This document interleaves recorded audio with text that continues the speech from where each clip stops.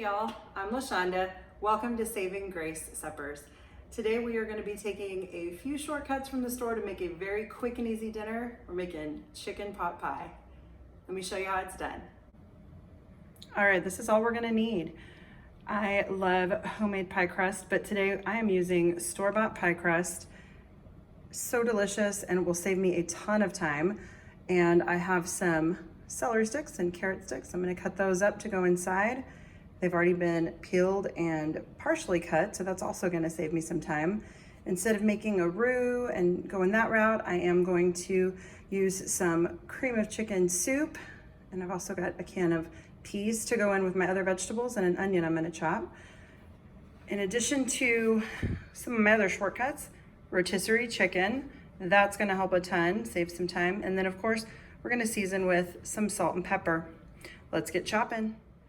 All right, I just realized I cut my celery with the camera not rolling, so let's try this again. I'm just gonna cut up a few of these carrots and then get those into the pot with this tiny bit of diced celery. It's really, really finely diced because it's just for flavor. We don't want a bunch of celery in there, but just a little bit adds a depth of flavor. And then I'm gonna cut up this onion as well.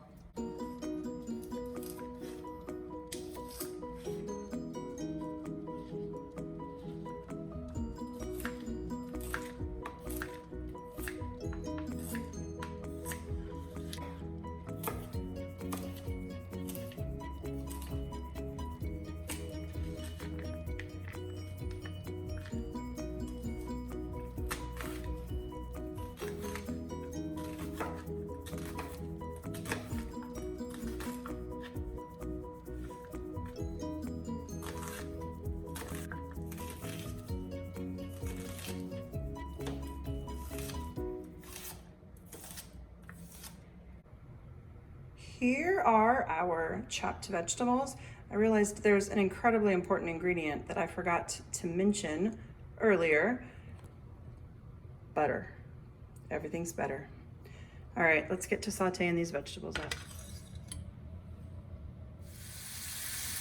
I like to let my onions go for just a bit before I put in my carrots, and then I will put in our celery just to let those go so that everything's kind of cooked evenly and all at the same time.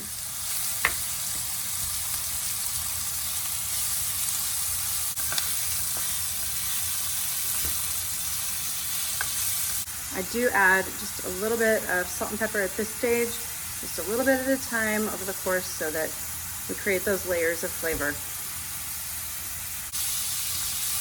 All right, the way my kitchen smells right now is the reason that I do not skip this step even when I am using some store help and make things a little bit quicker. This smells amazing and it will translate into great flavor in that chicken pot pie. These go for a minute.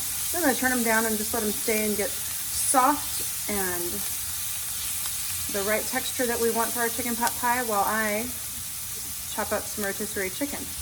All right, we've got our vegetables going on the stove and I'm about to chop up some of our rotisserie chicken.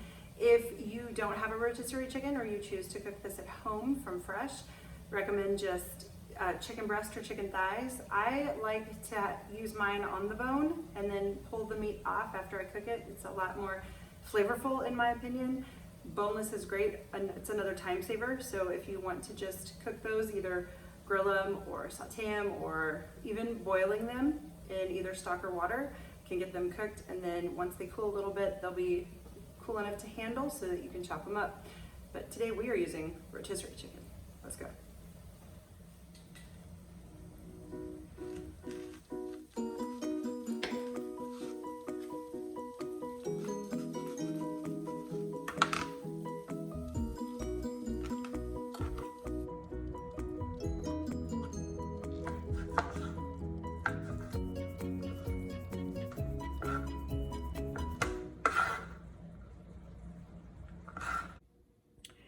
Okay, our vegetables are sauteed and softened and they are cooled now. So we are now going to add in our chicken. And a a drained can of peas, and of course our cream of chicken soup. We're gonna get that all stirred up, and then we're gonna start putting it all together in the pie pan. Yay, this is all stirred together. As I was pulling this all together, I decided I did want it a bit creamier, so I added that second can of soup, and I did add a little bit of milk. So just when you're mixing yours up, get it to the consistency that you like. I would like this creamy and not so dry, so this one is how we're gonna do it.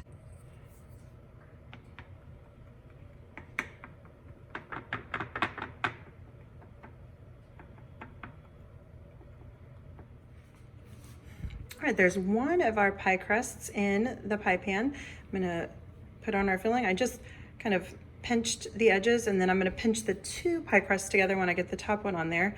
And I pierced this with a fork, and I'm gonna pierce the top one with a fork as well, just so they don't puff up while they're baking.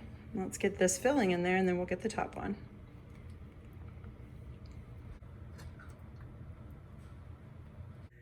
Okay.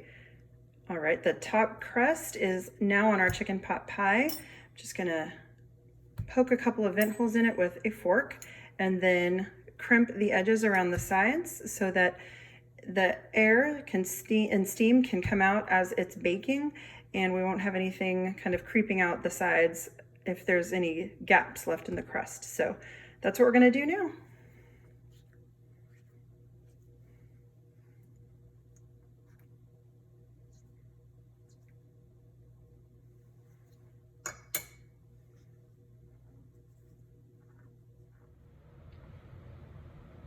Here is our lovely chicken pot pie. We are gonna be wrapping this one up in foil. This is going to my cousin's house, so we're actually gonna get to have the taste test from them when their family has dinner. So I'm excited to see how they love it. This chicken pot pie is all wrapped up and ready to go. Anytime I send a meal home with somebody, I always like to make sure that I include a card or write the directions on the foil or the packaging, or somehow let them know exactly how to warm it up or cook it at their own house. This is exactly what I would do. I would do 400 degrees for 35 minutes. And for about half of that, I would just leave it completely uncovered. But for the other half, I would put foil or something around the outside of the crust so that it didn't get too brown. And then everything is kind of cooked more evenly. So we're gonna see how they like it.